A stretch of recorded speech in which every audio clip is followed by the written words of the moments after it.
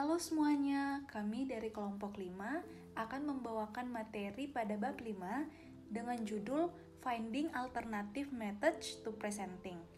Adapun anggota dari kelompok kami yaitu Cindy Bungadatu dengan NRP 203160 yang merupakan trainer pertama, kemudian ada Sherlyn Thalia dengan NRP 2030034 yang merupakan trainer kedua, dan ada Isadora Sanetayong dengan NRP 2030107 yang merupakan trainer ketiga.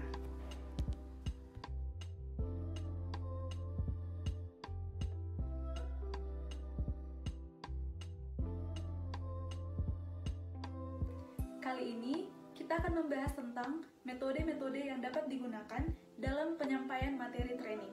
Seperti yang kita ketahui bahwa presentasi yang dirancang dengan baik dapat menjadi pelatihan yang efektif. Sebaliknya, ketergantungan yang berlebihan pada presentasi biasanya menyebabkan kebosanan, kurangnya keterlibatan, atau pembelajaran yang terbatas untuk partisipan. Nah, sekarang kita akan membahas 8 alternatif untuk presentasi yang dapat kita gunakan. Metode yang pertama yaitu demonstration. Metode ini melibatkan partisipan agar mereka benar-benar mendengar, melihat, dan menyentuh materi pembelajaran yang relevan. Keuntungan dari metode ini adalah dapat memperagakan atau mempertunjukkan bahan ajaran daripada hanya sekedar memberitahu. Apa yang ditunjukkan? Yang ditunjukkan yaitu suatu proses, situasi, atau cara kerja suatu benda yang berkaitan dengan bahan ajaran. Contohnya, pada sore ketiga dari kursus 5 hari tentang proses keluarga, seorang pelatih memulai sebuah modul tentang probabilitas keluarga, yaitu bagaimana sebuah keluarga berhubungan dengan dunia luar. Dimulai dengan menjelaskan bahwa tidak ada keluarga yang mandiri, semua membutuhkan stimulasi dan dukungan dari orang lain. Namun, sebuah keluarga juga perlu mengandalkan dirinya sendiri. Pada titik ini, pelatih berpikir untuk melanjutkan presentasinya, mengangkat masalah khusus yang dihadapi keluarga dalam mempertimbangkan seberapa terbuka yang mereka inginkan. Kemudian, pelatih memutuskan untuk mengundang salah satu peserta untuk diwawancarai tentang keluarganya. Dengan mendiskusikan sejumlah pertanyaan spesifik dengan peserta, misalnya, berapa banyak waktu yang Anda habiskan bersama keluarga? Apakah Anda memberi tahu orang lain tentang masalah yang terjadi dalam keluarga? Seberapa banyak kontak yang dimiliki keluarga dengan orang-orang dari ras, agama, atau budaya lain? Pelatih memberikan demonstrasi yang menakjubkan tentang bagaimana sebuah keluarga merundingkan masalah permeabilitas. Nah, sekarang mari kita lihat prosedur untuk melakukan metode alternatif demonstration. Prosedur yang pertama yaitu pilih konsep atau prosedur yang dapat diilustrasikan dari demonstration. Prosedur yang kedua yaitu gunakan salah satu metode berikut. Yang pertama, minta beberapa partisipan maju ke depan ruangan dan minta mereka untuk secara fisik mensimulasikan aspek konsep atau prosedur. Yang kedua, kembangkan permainan peran di mana partisipan mendramatisasi materi yang diajarkan. Yang ketiga, siapkan dramatisasi sebelumnya dengan beberapa partisipan dalam kursus online. Prosedur yang ketiga yaitu diskusikan drama pembelajaran yang telah dibuat dan buat poin pengajaran apapun yang diinginkan. Metode yang kedua yaitu case study atau studi kasus. Nah, dengan metode ini dapat memberikan laporan tentang situasi yang nyata atau fiktif, termasuk detail yang cukup untuk memungkinkan kelompok menganalisis masalah tersebut. Manfaat utama dari studi kasus adalah bahwa informasi abstrak disajikan secara konkret. Partisipan dapat mempelajari apa yang ingin diajarkan pelatih tanpa pelatih harus memberikannya kepada partisipan dalam sebuah presentasi. Nah, contohnya yaitu dalam kursus tentang manajemen stres, pelatih biasanya menggunakan format presentasi untuk menyajikan 5 karakteristik perilaku yang berkontribusi terhadap stres dan 5 cara untuk menguranginya. Dia memutuskan untuk memberikan sebuah contoh kasus dan meminta para partisipasinya yang bekerja di ruang kerja untuk mengidentifikasi karakteristik tersebut dan strategi manajemen stres. Jawabannya ditulis di papan tulis dan dibagikan setelah waktu habis. Untuk kegembiraan pelatih, para partisipan mencapai setiap poin yang dia rencanakan untuk dibahas dalam presentasi. Berikut beberapa saran untuk menulis cases sendiri. Saran yang pertama yaitu identifikasi masalah, konsep, atau prinsip yang ingin diajarkan. Saran berikutnya yaitu situasi brainstorm, yaitu kehidupan nyata disamarkan tipis atau sangat fiksi, yang menggambarkan konsep atau prinsip. Berikutnya, pilih satu situasi yang tampaknya paling menjanjikan dan kembangkan karakter, peristiwa, data latar belakang, dan tindakan yang diambil. Kemudian, tulis draft pertama kasus dan minta orang lain untuk membacanya tanpa informasi lebih lanjut dari Anda. Dapatkan umpan balik tentang kejelasan dan tingkat minatnya. Kemudian, saran yang terakhir yaitu tulis ulang kasus dan kembangkan pertanyaan diskusi. Pikirkan tentang menambahkan alat bantu grafis seperti bagan dan foto, atau menyertakan segmen pada elemen audio atau video. Sekarang, kita akan membahas 4 jenis kasus ketegangan dan konflik jika ingin dimasukkan ke dalam studi kasus, antara lain gateway case, challenge case, performance management case, dan role play case. Gateway case yaitu memperkenalkan seluruh kursus atau modul. Jenis ini berisi beragam masalah dan tantangan yang akan muncul di seluruh program. Kemudian, challenge case yaitu menciptakan persaingan di antara 2 atau lebih tim. Jenis ini berisi situasi di mana tim harus membuat keputusan yang tepat untuk berhasil. Kemudian, performance management case yaitu meminta partisipan untuk mencari tahu bagaimana menyelesaikan tugas yang berhubungan dengan pekerjaan atau menegosiasikan masalah yang berhubungan dengan pekerjaan. Yang terakhir, role play case yaitu melibatkan partisipan sebagai karakter dalam situasi yang harus ditangani secara efektif. Nah, sekarang kita akan melihat prosedur untuk meminta partisipan membuat studi kasus mereka sendiri. Prosedur yang pertama yaitu bagilah kelompok menjadi pasangan atau trio, kemudian undanglah mereka untuk mengembangkan studi kasus yang dapat dianalisis dan didiskusikan oleh anggota kelompok lainnya. Prosedur yang kedua yaitu tunjukkan bahwa tujuan studi kasus adalah untuk mempelajari suatu topik dengan memeriksa situasi atau contoh konkret yang mencerminkan topik tersebut. Prosedur yang ketiga yaitu sediakan waktu yang cukup bagi pasangan atau trio untuk mengembangkan situasi kasus pendek atau contoh yang menimbulkan masalah untuk dibahas atau masalah yang harus dipecahkan tetapi relevan dengan materi sesi pelajaran. Kemudian, prosedur yang terakhir yaitu ketika studi kasus selesai, mintalah kelompok mempresentasikannya ke kelompok besar. Izinkan seorang anggota kelompok untuk memimpin diskusi kasus. Metode yang ketiga yaitu guided teaching. Metode ini mengajukan serangkaian pertanyaan untuk menggali pengetahuan kelompok atau memperoleh hipotesis atau kesimpulan mereka. Jika memungkinkan, catat ide-ide mereka dan bandingkan dengan poin presentasi yang dipikirkan. Metode ini memungkinkan kita untuk mempelajari apa yang sudah diketahui dan dipahami peserta sebelum membuat poin instruksional sendiri. Contohnya yaitu, dalam kursus keterampilan manajemen dasar, pelatih ingin memperluas pemikiran partisipan tentang motivasi. Dia menampilkan pertanyaan berikut pada slide PowerPoint. Mengapa seorang karyawan berhenti? Banyak dan beragam tanggapan diberikan. Uang tidak mencukupi, kesempatan terbatas, kurangnya pengakuan atau penghargaan, konflik dengan atasan, keinginan untuk perubahan karir, dan sebagainya. Partisipan kemudian diminta untuk mengkategorikan jawaban mereka ke dalam kelompok yang sama.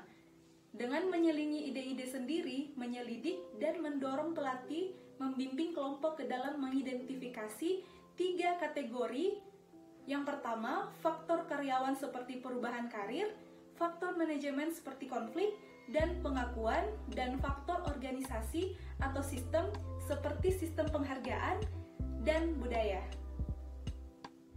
Nah, sekarang kita akan melihat prosedur untuk menggunakan pendekatan pengajaran terbimbing atau guided teaching. Prosedur yang pertama yaitu ajukan pertanyaan atau serangkaian pertanyaan yang merangsang pemikiran partisipan. Ajukan juga pertanyaan yang memiliki beberapa kemungkinan jawaban, seperti bagaimana Anda bisa mengetahui seberapa cerdas seseorang. Prosedur yang kedua yaitu beri partisipan waktu berpasangan atau subkelompok untuk mempertimbangkan tanggapan mereka. Prosedur yang ketiga yaitu catat ide-ide partisipan. Jika memungkinkan, urutkan tanggapan mereka ke dalam daftar terpisah yang sesuai dengan kategori atau konsep berbeda dari yang Anda coba ajarkan. Kemudian, prosedur yang terakhir yaitu sajikan poin pembelajaran utama yang ingin Anda ajarkan. Mintalah partisipan mencari tahu bagaimana tanggapan mereka sesuai dengan poin-poin ini. Kemudian, catat ide-ide yang menambah poin pembelajaran dari pelajaran Anda. Wah, ternyata banyak juga ya jenis metode penyampaian materi yang bisa digunakan dalam training. Tapi tidak sampai di situ, masih banyak lagi metode penyampaian materi lainnya yang bisa digunakan dalam training yang tidak kalah menarik. Yuk kita simak lebih lanjut. Yang keempat, ada group inquiry. Dalam metode ini, partisipan diarahkan untuk membentuk pertanyaan-pertanyaan atas materi yang akan disampaikan, di mana materi ini sebelumnya akan didiskusikan terlebih dahulu dalam kelompok-kelompok kecil. Untuk lebih jelasnya, yuk kita simak prosedurnya. Langkah yang pertama, berikan selebaran terkait dengan materi yang akan disampaikan. Bisa berupa slide PowerPoint, grafik atau diagram, atau bahkan video-video presentasi dari orang lain yang bisa menimbulkan ketertarikan. Intinya, yaitu memberikan sesuatu terkait materi yang bisa menimbulkan rasa ketertarikan dan penasaran dari partisipan. Langkah yang kedua, minta partisipan untuk mempelajarinya dalam kelompok kecil. Minta mereka untuk menuliskan sebanyak mungkin hal yang mereka tidak pahami dari konten tersebut, bisa dengan cara menandainya atau menuliskannya. Apabila masih tersisa waktu, kelompok-kelompok kecil yang ada bisa dikombinasikan, sehingga partisipan bisa saling membantu satu sama lain. Langkah yang ketiga, kumpulkan semua pertanyaan dari partisipan. Penyampaian materi bisa dilakukan melalui menjawab pertanyaan-pertanyaan partisipan, atau bisa juga dengan mendengarkan semua pertanyaan partisipan terlebih dahulu, baru menyampaikan materi sesuai dengan materi yang telah dipersiapkan sebelumnya, sambil berusaha merespons seluruh pertanyaan partisipan. Selanjutnya, berikan pengetahuan dasar yang diperlukan untuk mempelajari konten materi di awal apabila dirasa partisipan bisa kehilangan arah ketika mempelajari konten tersebut tanpa pengetahuan awal. Terakhir, catatan, jika training dilakukan secara online, pastikan konten materi di awal serta hal-hal yang diharapkan dari partisipan diberikan terlebih dahulu sebelum sesi melalui email. Contoh pengaplikasian metode ini misalnya dalam sebuah training mengenai permasalahan lintas budaya dalam tugas internasional, trainer dapat terlebih dahulu menyampaikan cerita atau ilustrasi mengenai interaksi antara dua pejabat dari dua budaya yang berbeda, di mana salah satu pejabat memiliki budaya komunikasi yang lebih asertif, sedangkan pejabat lainnya memiliki budaya komunikasi yang jauh lebih pasif. Nah, dari sini trainer kemudian dapat mengajak partisipan untuk membentuk pertanyaan-pertanyaan, misalnya seperti bagaimanakah budaya dari negara A, seperti apakah kita harus berkomunikasi dengan orang-orang dari negara A, atau pertanyaan-pertanyaan lainnya yang mungkin tepat sasaran dengan materi yang akan disampaikan, atau bahkan juga mungkin bisa meluas, yang bisa menambah pemahaman mengenai materi yang akan disampaikan. Metode yang kelima, information search. Metode ini layaknya open book test, yaitu dengan mengajak partisipan menjawab soal-soal yang diberikan dengan cara mencarinya melalui sumber-sumber yang disediakan. Metode ini penting untuk dilakukan, terutama apabila terdapat sumber-sumber dokumen yang perlu dikenali oleh partisipan sebagai hasil dari training. Dalam metode ini, partisipan dapat bekerja baik secara individu maupun berkelompok. Yuk kita simak prosedurnya. Pertama, buat sekelompok pertanyaan yang jawabannya bisa ditemukan melalui sumber yang disediakan. Sumber-sumbernya itu bisa berbentuk website, dokumen organisasi, buku materi, majalah, video online, atau sumber lainnya. Lalu berikan pertanyaan instruksikan partisipan untuk mencari jawabannya secara berkelompok. Nah, di sini dapat dipertimbangkan untuk mengadakan kompetisi antara kelompok untuk meningkatkan keterlibatan.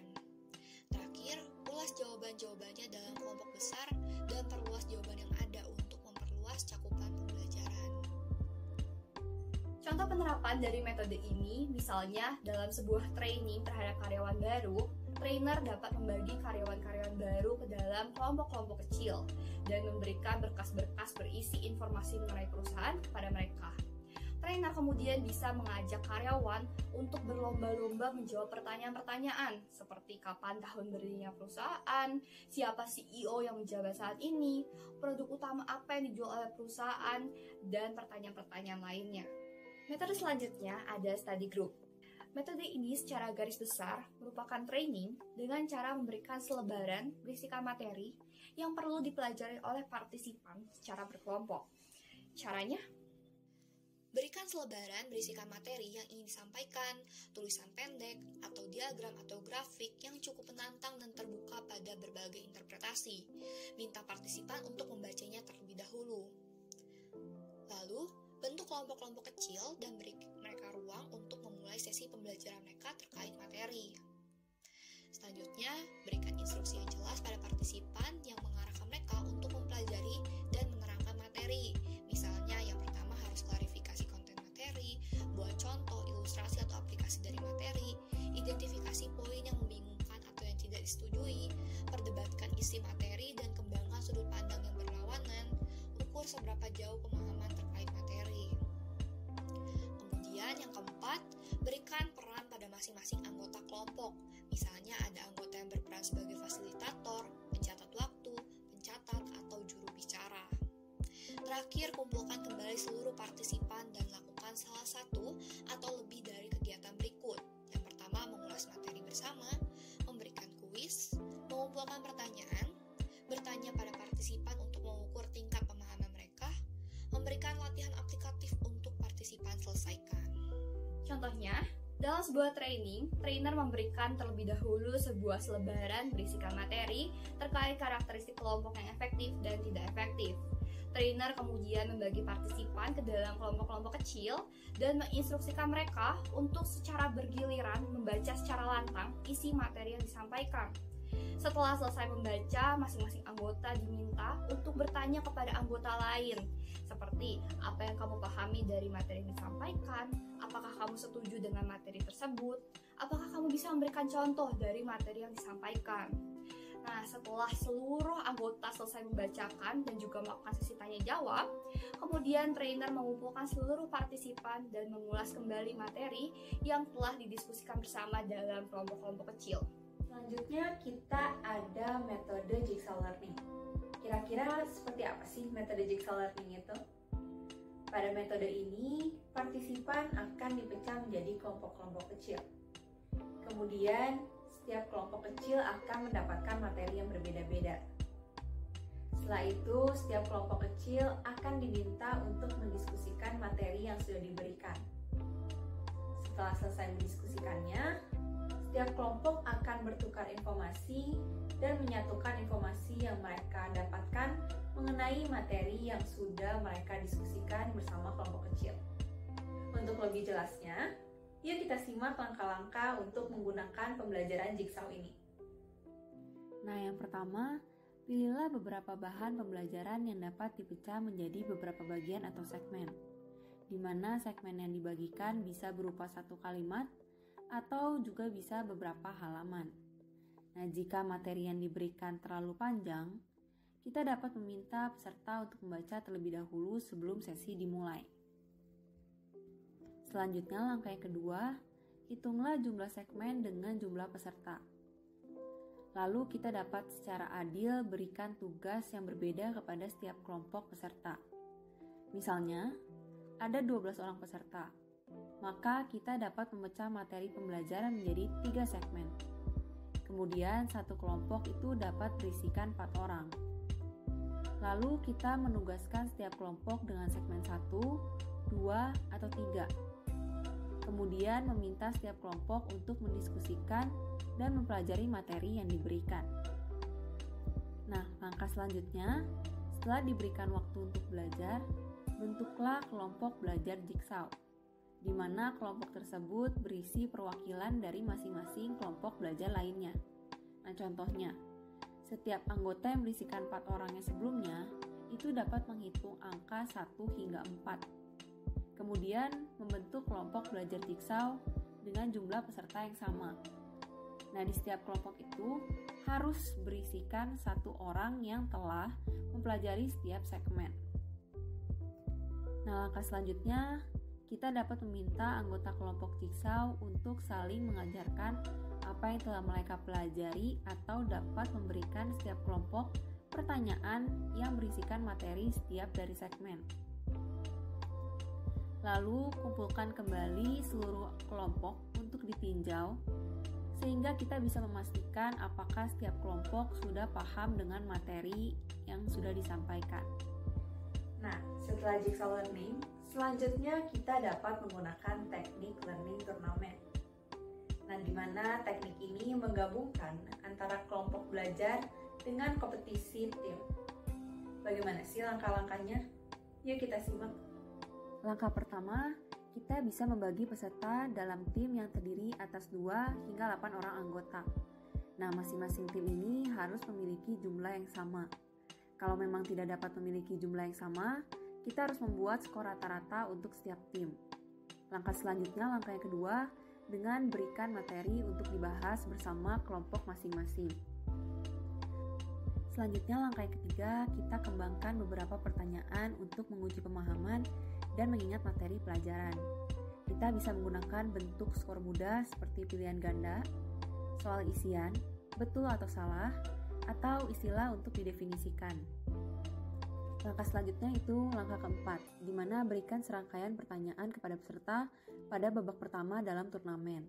Nah, setiap peserta harus menjawab pertanyaan secara pribadi.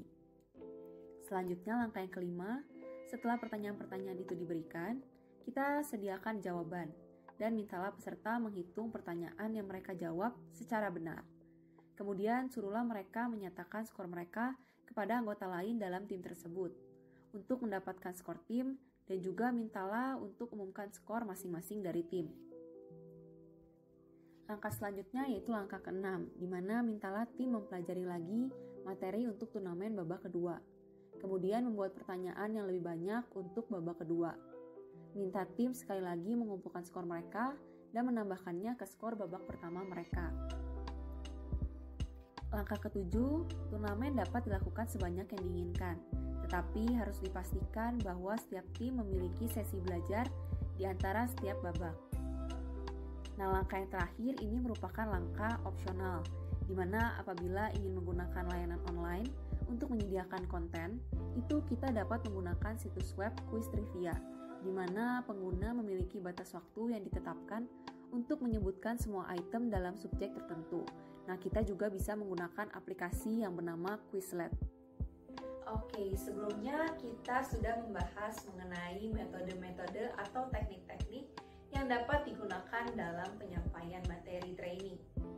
Nah, sekarang kita akan membahas mengenai aplikasi ke-8 alternatif yang sudah dijelaskan tadi ke dalam topik umum.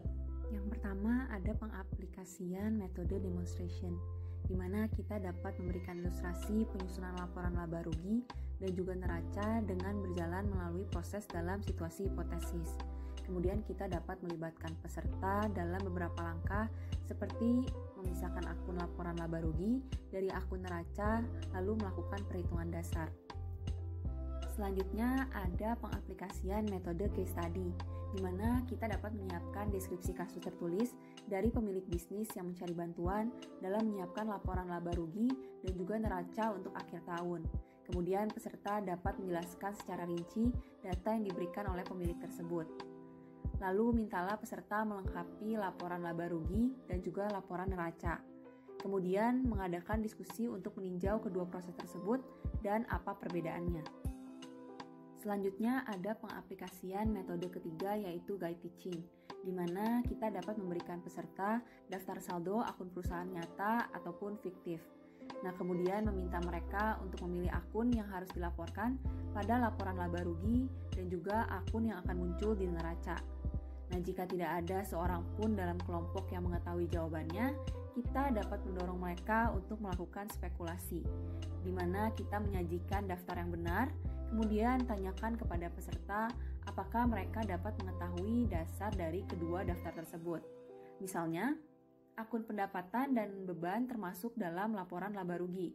Nah, sedangkan akun yang menunjukkan posisi keuangan perusahaan itu termasuk dalam neraca. Nah, setelah kelompok memahami dasar pemisahan akun ini, kemudian mintalah kelompok untuk mendiskusikan format yang tepat untuk menyiapkan laporan laba rugi dan juga neraca. Kemudian kita dapat mengajukan pertanyaan sebanyak mungkin untuk mendorong peserta ke dalam kesimpulan dan juga deduksi mereka sendiri. Selanjutnya ada pengaplikasian metode group inquiry, di mana kita dapat memberikan contoh laporan laba rugi dan juga neraca untuk perusahaan. Kemudian meminta peserta untuk mempelajari contoh-contoh untuk mengetahui bagaimana kedua proses tersebut itu berbeda. Jangan berikan informasi lebih lanjut secara sukarela, tetapi kita dapat mendorong peserta untuk mengajukan pertanyaan sebanyak yang mereka suka. Nah, tujuannya adalah sehingga peserta dapat menggunakan kekuatan penyelidikan dan juga penemuan mereka sendiri. Nah, peserta ini harus dapat memahami konsep yang diajarkan. Nah, selanjutnya ada pengaplikasian metode information search, di mana kita dapat membuat pertanyaan kuis tentang perbedaan antara neraca dan juga laporan laba rugi. Kemudian berikan bacaan singkat yang secara efektif menggambarkan dan juga mengilustrasikan dua proses tersebut. Kemudian mintalah peserta secara individu atau dalam tim kecil untuk memberikan jawaban atas pertanyaan-pertanyaan dalam kuis tersebut. Selanjutnya ada pengaplikasian metode study group, di mana kita dapat memberikan peserta tulisan materi untuk dipelajari, kemudian bentuklah kelompok-kelompok kecil agar dapat saling memperjelas isi materi. Kemudian kumpulkan kembali seluruh kelompok dan jawab pertanyaan mereka jika ada pertanyaan. Lalu dapat membuat poin presentasi singkat jika perlu. Kemudian ada pengaplikasian metode jigsaw learning, di mana dalam metode ini kita dapat memasangkan peserta. Lalu berikan satu anggota pasangan informasi mengenai neraca dan anggota lainnya mengenai laporan laba rugi. Mintalah mereka untuk saling mengajarkan apa yang telah mereka baca dan untuk mencari tahu perbedaan di antara keduanya. Selanjutnya ada pengaplikasian metode learning turnamen. Kita bisa membentuk tim dan memberikan mereka bahan bacaan tentang neraca dan juga laporan laba rugi. Kemudian hentikan sesi belajar dan berikan mereka kuis tentang perbedaan keduanya. Bandingkan skor masing-masing tim. Mintalah tim kembali untuk mempelajari bahan bacaan, kemudian berikan kembali kuis tentang rincian neraca dan laporan laba rugi. Nah, teman-teman, gimana nih? Setelah menyimak materi yang disampaikan, teman-teman jadi lebih tergambarkan kan metode apa saja yang bisa digunakan dalam penyampaian materi training. Nah, sekarang kita akan review materi yang sebelumnya. Yuk kita simak. Nah, ada metode yang pertama yaitu demonstration. Metode ini melibatkan partisipan agar mereka dapat benar-benar mendengar, melihat, maupun menyentuh materi pembelajaran yang relevan. Selanjutnya ada metode case study, di mana metode ini dapat memberikan laporan tentang situasi nyata atau fiktif, termasuk detail yang cukup untuk memungkinkan kelompok menganalisis masalah yang terlibat. Selanjutnya ada metode guide teaching, di mana metode ini mengajukan serangkaian pertanyaan untuk menggali pengetahuan kelompok atau memperoleh hipotesis maupun kesimpulan dari para peserta. Selanjutnya metode group inquiry. Nah, metode ini tuh partisipan diarahkan untuk membentuk pertanyaan-pertanyaan mengenai materi yang akan disampaikan, di mana materi itu akan didiskusikan terlebih dahulu dalam kelompok-kelompok kecil. Metode selanjutnya yaitu metode information search, di mana metode ini mengajak partisipan menjawab soal yang diberikan dengan cara mencarinya dari sumber yang disediakan. Selanjutnya metode study group, di mana metode ini secara garis besar merupakan training dengan cara memberikan selembaran berisikan materi yang perlu dipelajari oleh partisipan secara berkelompok. Metode selanjutnya yaitu jigsaw learning, di mana metode ini partisipan akan dipecah menjadi kelompok-kelompok kecil, lalu diberikan materi yang berbeda di setiap kelompok. Kemudian setiap kelompok akan bertukar dan menggabungkan informasi tersebut. Nah, metode yang terakhir yaitu learning tournament. Nah, teknik ini yaitu menggabungkan kelompok belajar dengan kompetisi tim. Sekian pemaparan dari kami. Semoga penyampaian materi ini bisa menambah wawasan serta inspirasi teman-teman ya. Jadi, sekarang teman-teman bisa nih